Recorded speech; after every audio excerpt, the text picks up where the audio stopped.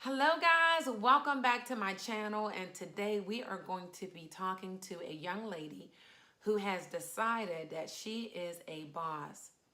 I am looking forward to sharing her journey with you guys. Make sure that you guys have any questions or comments. Make sure you put that information down below.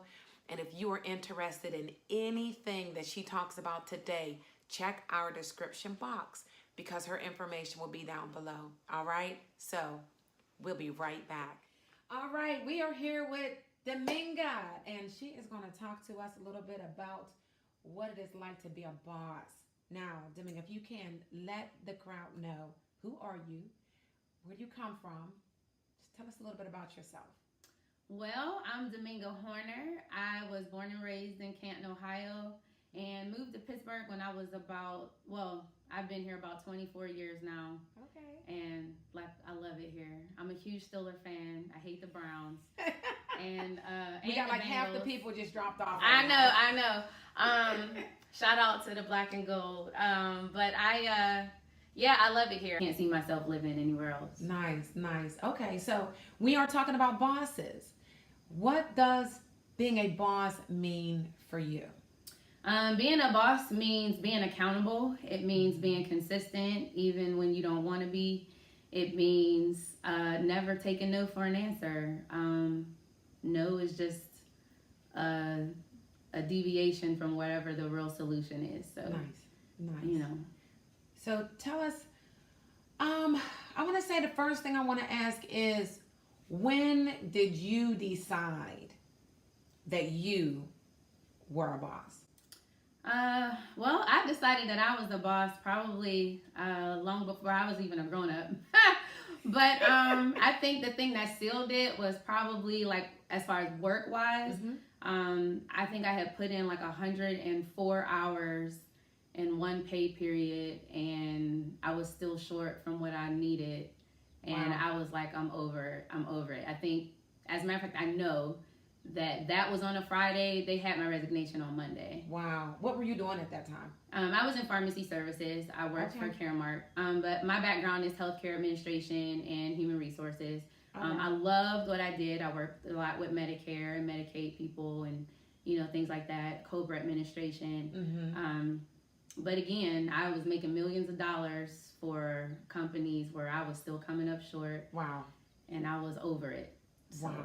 That was it. So you put your resignation in on that Monday. During the weekend, did you have any idea what you were going to be doing moving forward? And were you married at the time? I was married at the time. My husband, I came home like, this is ridiculous. I'm not doing this anymore. I'm literally over this right now.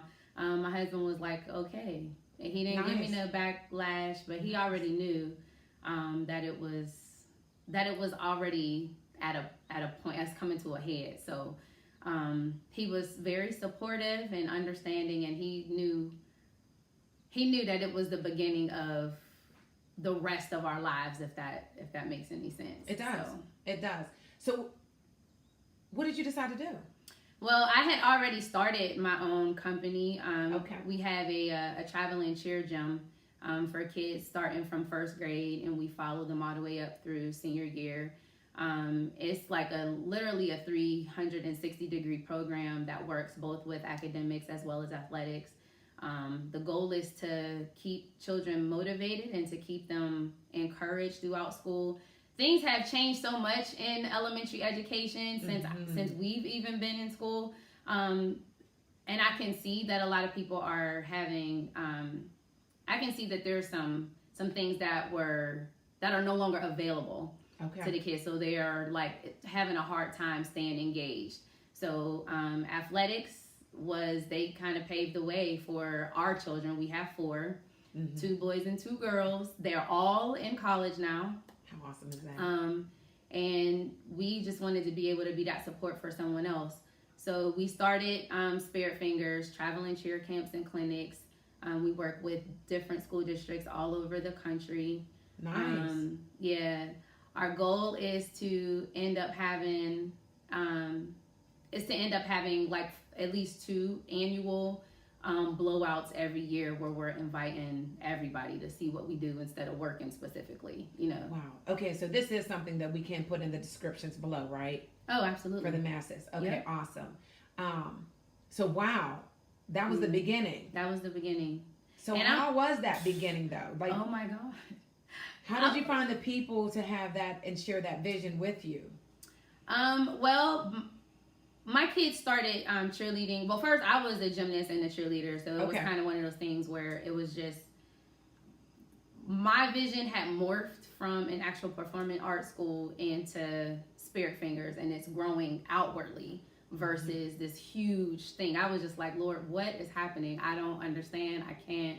And he's just like, I'm like, how can we make it tangible? Mm-hmm. So it went from this huge performing arts center, which is still going to happen, by the way. Nice. But we had to start with cheerleading. Cheerleading is the one thing in school that kind of saved my life. Mm-hmm. It was the one thing that kind of helped me, find a lot of my strengths. It helped me find a lot of who I was. And it just kind of built from there. So my daughters both cheered for midgets, for Plum. Nice. As a matter of fact. So, they cheer for Plum and for Gateway. So we helped a couple of kids make the squad, helped a couple of kids get routines and stuff like that. Mm-hmm. And my daughter's like, Mom, you should really do this. Wow. That was like, she saw the passion. Yeah, she was like, you should really do this. Like to work with somebody and have them try out for a squad and then they make the squad off of things like coaching that you've done. I was like, oh my God, so this is really a thing now. But that's how it started. It was something that was already natural, and just that's where my heart is with the kids and the elderly. That's it. So she said, "The heck with the rest of the folks, huh?" Well, I mean, everybody in between kind of got to find their way. We try and get to them young so that by the time they get to college, right? They kind of already know what they want to do or where they're steered, and we're always here as a resource. So with Spirit Fingers, once you do a camp with us, you're kind of stuck with us. I say stuck. Exactly. I say stuck in a positive way. Yeah. We would never leave you to your own recognizance, because like I said, we have 4 kids in college, and that's 4 tuitions, and that's 4 students that we kind of still helping with papers and stuff through FaceTime, and how about, can you check this for me here? I'm about to text you this thing. I need you to let me know how it sounds. How awesome is technology though? Oh my God, you're able gosh. to do that. Listen. Right? That is amazing.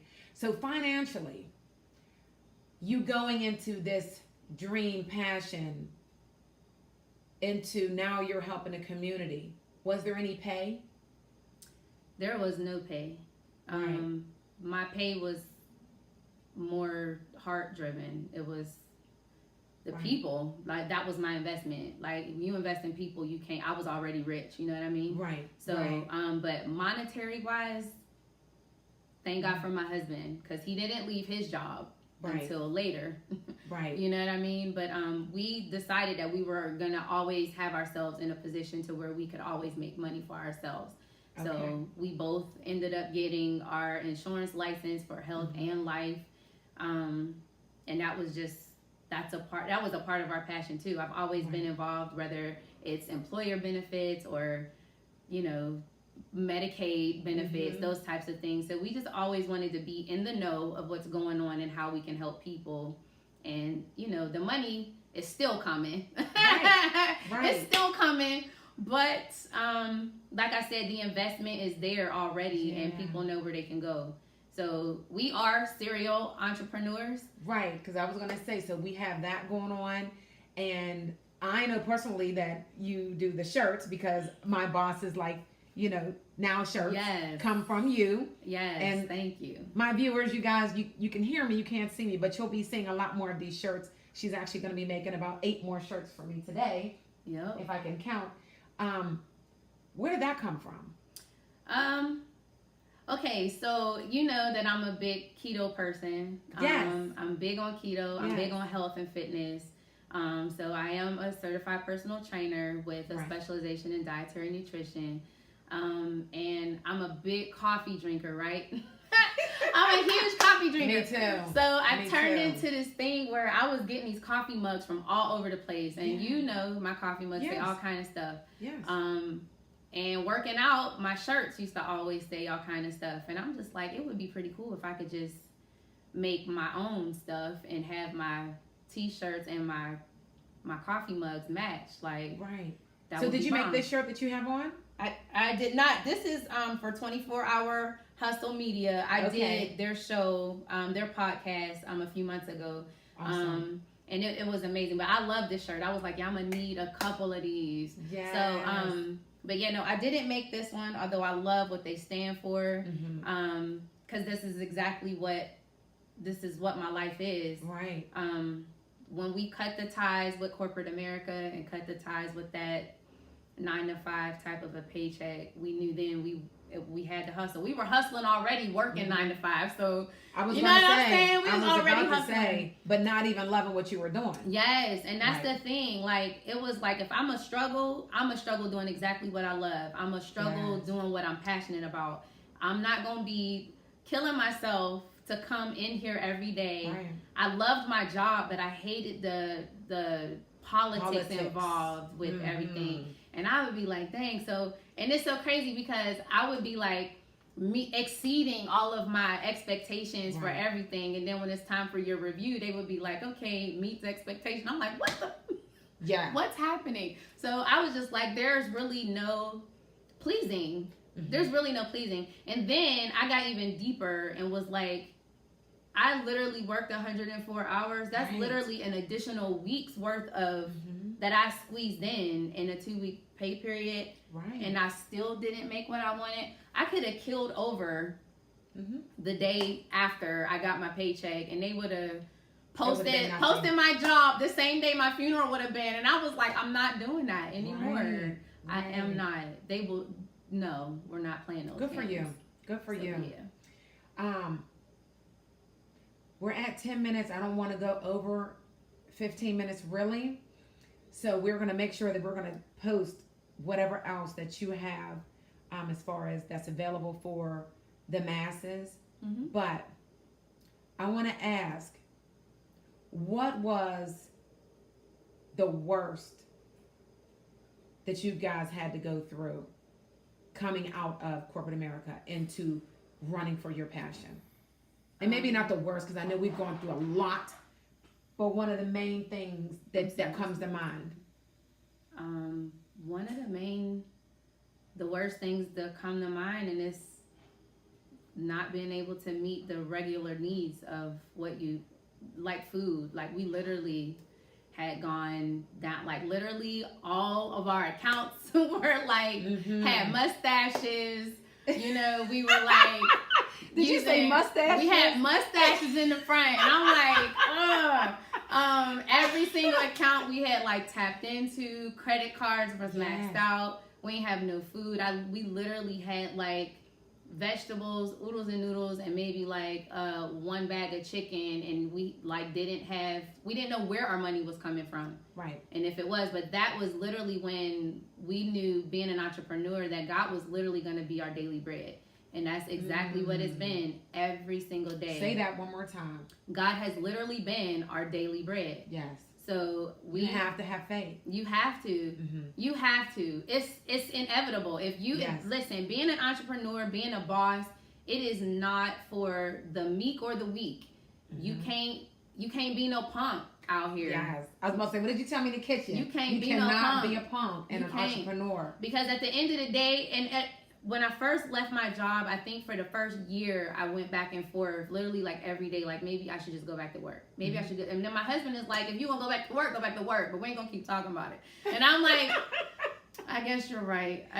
He was like, you literally decided to go. And when I left, we didn't have, our savings was already depleted. Wow. Because like I said, we were making money, but we were spending money too. Like we decided to leave corporate America when our daughter got into college. So it was like that stability. And that's the first child. That's the first child, which she comes out this December. But how about that? Yeah. But we decided to go into business for ourselves as she was entering into college. So now you're looking at, while she got scholarships and everything like that, it wasn't 100% paid for. Right. So it was kind of like we still had a bill. We still had our regular stuff to do. And we didn't, like, everything was already exhausted. Our savings was already down and depleted. Right. We were already working from paycheck to paycheck. And I'm just like, I don't know how it's going to happen, but it's going to happen. We gonna do this. Like, you can't just have faith, you got to work. They go hand in hand. Faith without works is dead. That's absolutely correct. That is in the word. Oh my That's God, right. This is awesome. Well, I'm looking behind you, and I see this: believe in yourself. I can and I will. You've got this, and inspire. Every single one of your pictures I have on my desk. Every single one of them, plus more. I love the inspirational words. And it just helps me that anytime that there's any bit of doubt, it's like it's right in front of me. You cannot doubt. You have to have those affirmations up, because Yes. life every day will treat you like you're not worthy. It'll treat you like you need to have a job. It'll treat you like, because you'll have people who don't understand the mindset of an entrepreneur. They don't understand not having, okay, I get paid this day. Okay, I get paid. I'm like, I get paid every day if I want. Yes. That's how we have to think. So, and But God has that's the done hustle. just that. Yes. That's why I'm loving this shirt. It's like it's so on time, because it is a hustle. Yep. Sure, we can make a whole lot of money. Yep. Or none at all. That's right. And that is the risk of being a boss. That's the beauty of it, though. It is. Because at the end of the day, I'm not gonna not have what I need ever. Right. But that's also your mindset. That's your belief system. That's right. Oh my God. All right. 2 minutes. Tell us whatever it is that you would like us to know as far as your process of being a boss. 2 minutes. Shut it down. Okay, as far as my process for being a boss, every day I start out with prayer and meditation. Prayer and meditation. I do my affirmations daily. You are the first partaker of what you speak out of your mouth. So literally every morning I'm up at 4:30. I do my prayer and my affirmations before I head to the gym. And I take care of myself. You take care of yourself so you can take care of the ones that you love. And that's in everything, in life, in love, in business, everything. If you are depleting yourself, you don't have anything for you, then you don't have anything for anybody else. And you're going to continue to fall short. So you make sure you all the way straight. I take care of myself. I drink a lot of water. Yes. Me too, now that I went through your program. Yes. So, I mean, you take care of yourself and don't let anybody affirm who you are. You do it for them. I love it. Guys, this is the young lady who has actually helped me down my 25 pounds, where I was gone for the 6 weeks, working out every morning, 5 a.m. to 6:30. This is her. That's right. She is the one that helped me with my keto, to make sure that what I was putting in my body was working with the workout, so that I was able to achieve my goals. That is her. Yeah. So we love her. Guys, again, check out the descriptions down below. Going to have a lot of good things for you. Some links to connect to.